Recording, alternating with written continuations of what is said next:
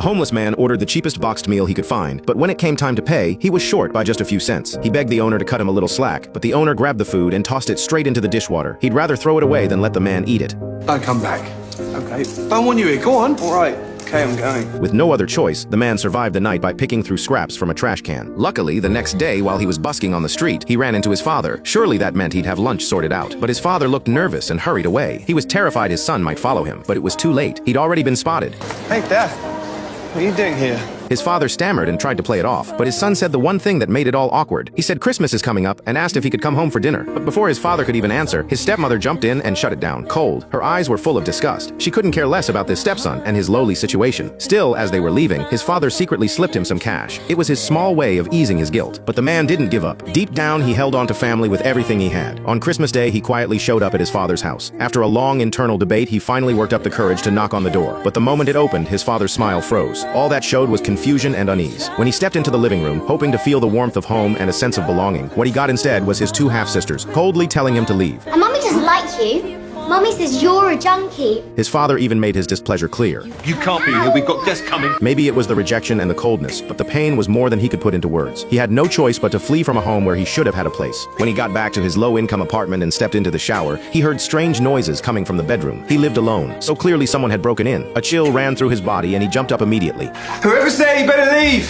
His voice trembled with fear he couldn't hide, and his whole body shook involuntarily. In a panic, he grabbed his shoe as a weapon, but when he threw open the bedroom door, there was no one there. Just as he was about to charge into the kitchen to investigate, the so-called intruder made another sound. It turned out to be an adorable ginger cat. His racing heart finally settled down. Maybe it was James's natural kindness, or maybe it was because he knew what it felt like to go hungry. But he felt a deep sympathy for this little cat that had wandered into his home. He didn't chase it away. Instead, he poured out every last drop of milk he had for it. He couldn't help but stare at the little cat in a daze. But then, sadness crept over him, because he figured this ginger cat had probably just gotten lost, unlike him, who'd been abandoned by his own family. So after the cat had eaten its fill, James opened the window to send it on its way home. But to his surprise, the cat seemed reluctant to leave this little temporary shelter. It turned back and looked at James with these pitiful, pleading eyes. Maybe because he was just so lonely, James decided to let it stay the night. Late that night, in the quiet stillness, James even sang a song for the cat, using music to tell the story of two lonely souls. As the lullaby faded away, the little ginger hopped right up onto his bed and fell peacefully asleep. The next morning, James went door to door with the cat, asking if anyone had lost it. Unfortunately, not a single person came forward to claim the adorable little ginger. With no other option, James set it free where he found it. Deep down, he already had a feeling it was a stray. Part of him wanted to keep it, but reality hit hard. He could barely feed himself. How was he supposed to take care of a cat? But their story was far from over. After saying goodbye to the cat, James headed out to busk on the street, but work that day was a total disaster. He'd barely set up before a security guard chased him off. As night fell and he dragged his exhausted body back home, he found the ginger cat sitting right there at his doorstep. When he got closer, he noticed the cat was hurt. He quickly took off his jacket and gently scooped the little cat up. Since he couldn't find its owner, he turned to the girl next door for help. She cleaned up the wound, which had already started to get infected, and told James to take the cat to a free charity clinic for proper treatment as soon as possible. Fortunately, the cat got treated quickly, and a huge weight lifted off James's chest. But just as he was thanking the doctor and getting ready to leave, something the front desk said stopped him in his tracks. The treatment was free, but the medication wasn't. The cost of the follow-up meds came to £22. For a homeless man, that was a fortune. It's my food money for the next week. It's up to you. But the kinder a person's heart is, the harder it is for them to turn away from suffering. He decided to spend his entire week's budget on getting the little ginger healthy again. But an even bigger problem was waiting. The cat didn't seem grateful at all. It flat out refused to take its medicine. In response to James's good intentions, the little ginger bit his hand. Completely out of ideas, he went back to Betty for help. And wouldn't you know it, the moment the cat was in Betty's hands, it became perfectly calm. She got the medicine down without any fuss. While they were chatting, they gave the cat a proper name, Bob. Thanks to Bob bringing them together, James and Betty started really talking. Betty told James that the neighborhood was full of addicts, and that Bob might have been hurt by one of them. She said the thing she despised most in this world was addicts. When she asked about James's situation, he hesitated, because he was one himself. But not wanting Betty to look down on him, he just said he was a freelance musician without a label. As a street performer and a long-struggling addict, he spent his days earning pennies from busking, and his nights spending that hard-earned money chasing a fleeting high. Life for him seemed to have no future, and certainly no happiness. He tried to break free from his chains and kick the habit that kept dragging him down, but after more than a dozen attempts, every single one ended in failure. Sometimes a friend would let him crash in their car for the night and share with him the very thing he knew all too well but could never resist. James would shake his head and say no, but by the next morning, he'd be passed out in the back seat. At this rate, it seemed like James's life might just stall out forever. But luckily, he now had a little cat. The next day, James headed out to busk as usual, but Bob followed him everywhere. Worried he couldn't look after Bob out on the streets, he tried to leave the cat behind in the apartment complex, but the little ginger was impossibly clingy. It secretly followed James and hopped right onto the bus. The passengers were completely charmed by this adorable little stowaway and couldn't help but smile. When Bob didn't see James on the first level, it anxiously scampered up to the second deck to look for him, and sure enough, enough, there was his human. James gave in and set Bob by the window. To keep Bob from running around, a bus attendant brought over a piece of string to use as a makeshift leash. After they got off the bus, with crowds of people everywhere, Bob looked around alertly, his curious eyes taking in this whole new world. James was worried Bob might get scared, so he gently crouched down and let Bob hop up onto his shoulder. And just like that, a unique and magical duo was born. Back when it was just James alone, the people rushing past would barely even notice the scruffy young man sitting on the sidewalk. But now this unusual pair drew everyone's attention. People actually slowed down. They flashed warm smiles at this special team. Passers-by came over asking to take photos with them, and they were happy to open their wallets to show their support and encouragement. And whenever that happened, Bob would nod his little head like a tiny celebrity. By the end of the day, James had made more money in that single afternoon than he usually made in an entire week. High five.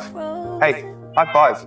Do you know what just happened? You are a wonderful little being, aren't you? As evening fell, they rode the bus home together. James even picked out a brand new leash for Bob. And not only that, they went to the supermarket together so Bob could personally pick out his favorite canned food. From that day on, the people of London were treated to the same sight every day. A man with a ginger cat busking on the street, sharing their own special kind of music. Sometimes the cat would sit sweetly on top of the guitar, as if adding its own touch to the performance. Other times it would sit quietly beside its owner, sharing a peaceful moment together. Their act gradually attracted more and more fans, and James's life slowly started getting back on track. At the same time, James and Betty were spending more time together, and their relationship was quietly warming up. But one day, one of James's old addict friends showed up at his door. He knew James had been doing pretty well lately and asked if James could take him in. James firmly said no, but the friend kept pushing, begging for at least a little money for food. James felt bad, but he knew he couldn't enable that kind of behavior. He told the guy to promise he wouldn't spend the money on anything harmful. But when James came home that night, his worst fear had come true. The friend from earlier was lying motionless on the ground with a used needle scattered beside him. James's heart sank. He immediately recognized this was an overdose. He frantically called out to everyone around him for help. Betty heard his cries and rushed over. She quickly knelt down, assessed the situation, and took some emergency measures to try to save him. But when the ambulance arrived with its sirens blaring, his friend's heart had already stopped. The medics did everything they could, but it was too late. This hit both James and Betty incredibly hard. They had just watched a life slip away right in front of them. In the grief that followed, Betty shared her own secret. The reason she despised addicts so deeply was because her own brother had been one of them. He had been a brilliant painter, but after he got hooked, he completely fell apart. He was even found in the bathtub when he passed, with a needle still in his arm. His friend's passing, combined with Betty's heartbreaking story, hit James like a sledgehammer. He made up his mind once again to get clean and turn his life around, but he didn't dare tell Betty that he was an addict too. So James went to his doctor full of determination and asked to stop his anti-addiction medication completely. He wanted to quit cold turkey through sheer willpower, but the doctor absolutely refused. He explained patiently that recovery doesn't happen overnight. So many people fail at the very last hurdle. He urged James to follow the treatment plan step by step and promised that after reassessment, he'd design a more suitable recovery program for him. But when James went to pick up his medication, Betty happened to see him. The moment she realized the person she trusted was an addict who'd been lying to her, her anger erupted instantly. She turned and walked away without hesitation. James desperately tried to explain, but Betty was done with him. She wanted nothing to do with an addict. And just like that, whatever they had was over. And as if that weren't enough, James's work life hit a wall too. While busking on the street as usual, some arrogant guy walked by with his dog and let it relieve itself right on James's backpack. The dog owner didn't even flinch, just stood there looking smug. His attitude set off the people nearby who'd been listening to James play. Before long, the confrontation went from shoving to an all-out brawl. The police showed up and shut the whole thing down. Even though the security footage proved James was innocent, he was still slapped with a 6-month ban from street performing. With both his relationship and his livelihood gone at the same time, James spiraled for months. Once you give in to your own weakness, you just keep sinking deeper. He collapsed on the streets in full view of everyone, hitting the ground, hitting rock bottom, falling to places lower than the ground itself. His mental state was at its absolute worst. Darkness was closing in on his life again. He stared out the window at the dealers on the street corner. The pressure and the cravings were pushing him toward the edge. He walked straight up to a dealer, but just as the words were about to leave his mouth, James held himself back.